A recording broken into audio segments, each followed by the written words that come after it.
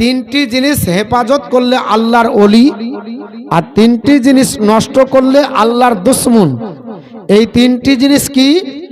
তো তিনি আমার বিশ্বনবী বললেন, এক নাম্বার আসসালাত, নামাজের হেফাজত করলে সে আল্লাহর বন্ধু মানে আল্লাহর ওলি হয়ে গেল।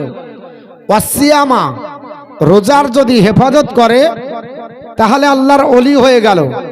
ওয়াল জানাবাতা, যদি গুপ্তাঙ্গের গ্যারান্টি দেয় আল্লাহর ওলি হয়ে গেল।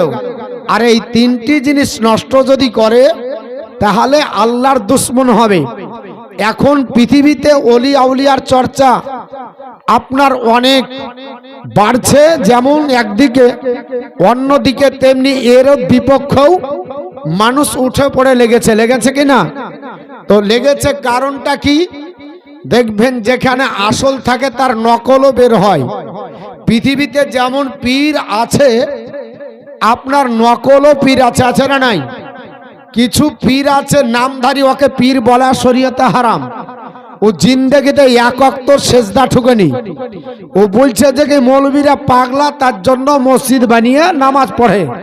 আরে নামাজ তো দিলের মধ্যে হবে।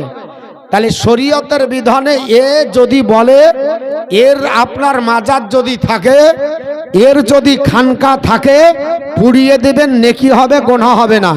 কারণ নবী বলেছেন যে নামাজের হেফাজত করলো না সে আল্লাহর দুশমন হলো। তো আল্লাহর দুশমনকে বাঁচিয়ে রাখা যাবে? আল্লাহর দুশমনকে পৃথিবীতে টিকিয়ে রাখা যাবে? আল্লাহর দুশমনকে সাহায্য করা যাবে? দ্বিতীয় নাম্বার, নবী বলেছেন রোজার হেফাজত করতে হবে।